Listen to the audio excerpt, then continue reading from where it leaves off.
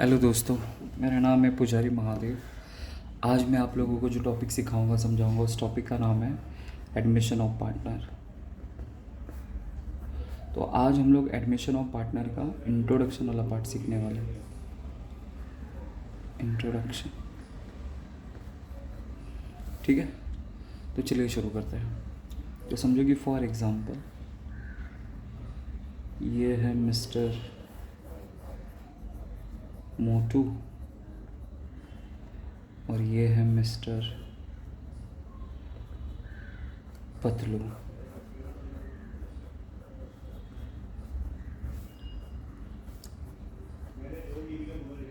पतलू, तो ये कहानी है दो दोस्तों की। तो एक था मोटू, दूसरा था पतलू। दोनों को ज़िंदगी में बहुत सारा पैसा कमाना था। और किसी भी इंसान को अगर ज़िंदगी में बहुत सारा पैसा कमाना तो वो क्या करेगा? बिज़नेस करेगा। और बिज़नेस करके इंसान क्या कर सकता है? बहुत सारा पैसा कमा सकता है। तो इसलिए मोटू और पतलू ने सोचा कि हम दोनों मिलके एक पार्टनरशिप बिज़नेस स्टार्ट करते हैं।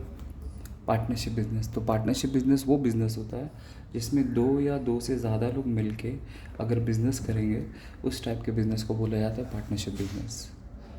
तो जब दो लोग आपस में पार्टनरशिप बिज़नेस शुरू कर रहे थे, तो पार्टनरशिप बिज़नेस शुरू करते समय दोनों पहले ही डिसाइड करना पड़ता है इन लोगों को कि बिज़नेस में जो भी प्रॉफिट होगा, जो भी लॉस होगा, उसको हम लोग आपस में रेशो के हिसाब से डिस्ट्रीब्यूट करके लेंगे। रेशो का मतलब आप लोग ऐसा समझो कि 3:2 भी हो सकता है, 2:1 भी हो सकता है, या 4:3 भी हो सकता है, या फिर 5:1 भी हो सकता है। कुछ भी रेशो हो सकता है।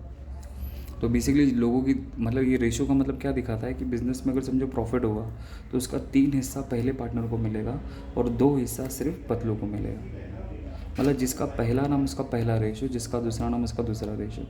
तो रेशो अलग अलग हो सकता है, बट लोगों के दिमाग में क्या आएगा कि जब दो लोग मिलके अगर पार्टनरशिप बिज़नेस शुरू कर रहे हैं, तो जाहिर सी बात है कि जब पार्टनरशिप बिज़नेस होता है तो बिज़नेस में जो भी प्रॉफिट होगा, जो भी लॉस होगा, उसको तो इक्वली डिस्ट्रीब्यूट करना चाहिए।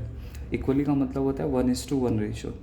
मतलब अगर समझो कि अगर 100 रुपये का प्रॉफिट हुआ तो मोटू को 50 रुपीज़ मिलेगा और पतलू को 50 रुपीज़ मिलेगा। बट जनरली क्या होता है कि बिज़नेस के अंदर कि जो बंदा बिज़नेस में जितना ज़्यादा कैपिटल को कंट्रीब्यूट करेगा, वो बंदा बिज़नेस का उतना ज़्यादा प्रॉफिट लेके जाएगा। और जो बंदा जिस कंपनी में कैपिटल कम कंट्रीब्यूट करेगा, वो प्रॉफिट कम लेके जाएगा। तो इसलिए समझो कि अगर मैं रेशियो कंसिडर करूँ 3:2, तो इसका मतलब ऐसा समझो कि मोटू बिज़नेस में 3 लाख रुपए इन्वेस्ट किया है और समझो कि पतलू ने बिज़नेस के अंदर 2 लाख रुपए इन्वेस्ट किया है। अब ये दोनों के अंदर आपको क्या करना पड़ेगा कि दोनों को रेशो एक साथ लिख के रेशो बना लेंगे हम लोग। तो यहाँ पे समझो 3 लाख लिख दिया और मैंने यहाँ पे 2 लाख लिख दिया। तो यहाँ से 5 0 गया, यहाँ से 5 0 गया, तो बचा क्या? 3:2। ये रेशो बन गया। तो रेशो बेसिकली कैपिटल के बेसिस पे भी हो सकता है, या फिर अगर रेशो नहीं लिख के दिया रहेगा क्वेश्चन के अंदर तो आपको इक्वली कंसिडर करने का। ठीक है। अब ये रेशियो को इस्तेमाल कैसे करना है तो मैं आपको समझाऊँ कि समझो कि फॉर एग्जांपल कि बिज़नेस में अगर प्रॉफिट हो रहा है 1000 रुपीज़ का, 1000 का, तब ये 1000 में से 3 हिस्सा मोटू को मिलेगा, 2 हिस्सा पतलू को मिलेगा। तो 3 हिस्सा इसको कैसे दिया जाएगा? तो क्या करना है आपको? 3 और 2 दोनों को ऐड कर देना है। तो 3 और 2 कितना होता है? 5। तो इट मीन्स ये 3/5 हो जाएगा, 2/5 हो जाएगा, क्योंकि रेशियो को अपॉन में लिखना होता है। तो इसलिए इंटू 3/5 करूँगा तो पहले वाले का आंसर आएगा। फिर 1000 इंटू 2/5 करूँगा तो दूसरे वाले का आंसर आ जाएगा। अब क्या करना है? आपको डिवाइड करना है। तो ये ऊपर नीचे डिवाइड होता है। कुछ लोग जो स्कॉलर लोग रहते हैं सामने सामने डिवाइड कर देते हैं। ऐसा बिल्कुल नहीं करना। सामने सामने मल्टीप्लाई होगा क्योंकि सिंबल मल्टीप्लाई का यहाँ पे।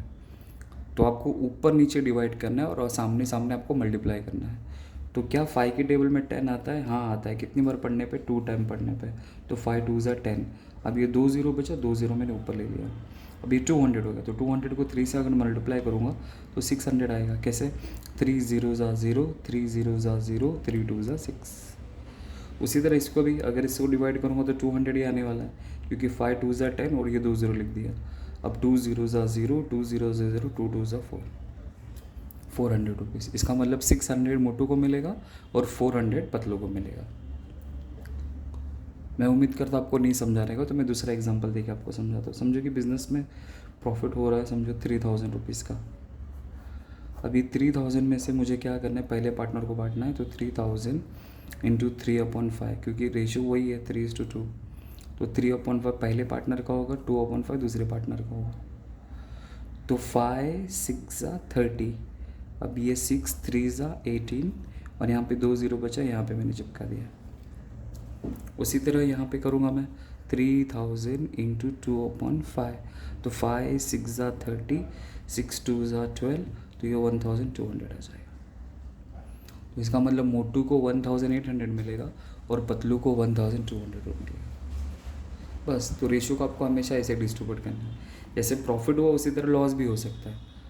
अगर मैं लॉस का एग्जांपल देना चाहूँ तो लॉस का भी ऐसे ही करना है आपको। समझो कि लॉस अगर हो रहा है 500 रुपीज़ का, 500 का लॉस हो गया, तो सेम वैसे ही करना है जैसे मैंने यहाँ पे किया था। एक लास्ट बार आपको करके दिखाता हूँ। तो इंटू 3/5 और फिर वापस 500 इंटू 2/5, मतलब उनका रेशो वही होने वाला है 3:2 वाला पार्ट। तो 5 1 5, तो 1 को 3 से मल्टीप्लाई को 3 आएगा, तो 00 चिपका दिया, क्योंकि यहाँ पे 2 0 बचे, यहाँ पे लिख दिया मैंने। उसी तरह यहाँ पे भी 5 1 5, 1 को 2 से मल्टीप्लाई किया, 2 आया, 00 आ गया, यहाँ पे लिख दिया। तो कुछ भी हो, मतलब प्रॉफिट और लॉस हो, आपको हमेशा ऐसा डिस्ट्रीब्यूट करना है। ठीक है, चलो कहानी में आगे बढ़ते हैं। फिर क्या होता है कि जैसे जैसे फिर आगे क्या होता है कि जैसे जैसे वक्त बीतता जाता है, बिजनेस उनका ग्रो होते जाता है, तो उनका बिज़नेस ज़्यादा ग्रो होता है। तो ग्रो होने के साथ में क्या हो जाता है कि बिज़नेस के अंदर वर्कलोड ज़्यादा हो जाता है, वर्कलोड ज़्यादा होता है।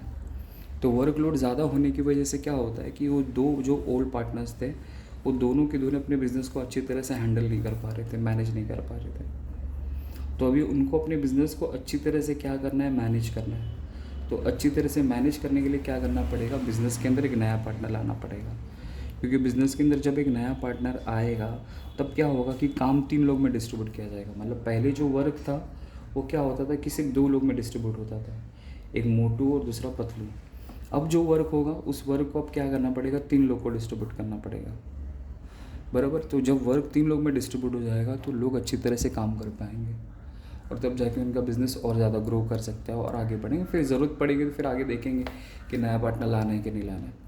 फिलहाल हम लोग यहाँ पे एक ही पार्टनर की बात करेंगे। एक पार्टनरशिप बिजनेस में एक नया पार्टनर आता है तो क्यों आता है, तो आपको यही बात याद रखना है कि जब बिज़नेस के अंदर वर्कलोड बढ़ जाता है उस वजह से बिज़नेस के अंदर एक नया पार्टनर आता है। या फिर आप ऐसा समझ सकते हैं कि बिज़नेस के अंदर कैपिटल की ज़रूरत है, पैसे की ज़रूरत है, बिज़नेस को ज़्यादा ग्रो करना है, उस वजह से भी हम लोग बिज़नेस के अंदर नए पार्टनर को लेके आ सकते हैं। तो रीज़न कुछ भी हो सकता है, बस। तो जब एक नया पार्टनर बिज़नेस के अंदर आता है तो नए पार्टनर के बिज़नेस आने की वजह से क्या होता है कि बिज़नेस का जो भी प्रॉफिट होता है, जो भी लॉस होता है, उसको अब क्या करना पड़ेगा, 3 लोग में डिस्ट्रीब्यूट करना पड़ेगा। पहले क्या होता था कि बिज़नेस में जो भी प्रॉफिट होता था, जो भी लॉस होता था, उसको 2 लोग में डिस्ट्रीब्यूट करना पड़ता था और उनका रेशियो था 3:2। अब नया पार्टनर आएगा तो अब बिज़नेस में जो भी प्रॉफिट होगा, जो भी लॉस होगा, उसको भी देना पड़ेगा। तो जिस वजह से हम लोग को क्या करना पड़ेगा, पुरानी रेशो को हटा के नया रेशो कैलकुलेट करना पड़ेगा। तो नया रेशो कैसे कैलकुलेट करते वो आने वाले नेक्स्ट वीडियो में आपको मैं बताऊंगा, सिखाऊंगा, समझाऊंगा सब।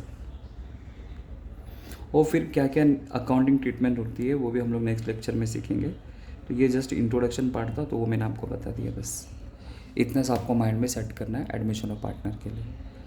तो जब एक पार्टनरशिप बिजनेस में एक नया पार्टनर आता है तो उस टाइम पे नया रेशो निकालना पड़ता है, कुछ अकाउंटिंग ट्रीटमेंट करनी पड़ती है। उसको सीखने के लिए जो टॉपिक सीखना पड़ता है उस टॉपिक का नाम है एडमिशन ऑफ पार्टनर।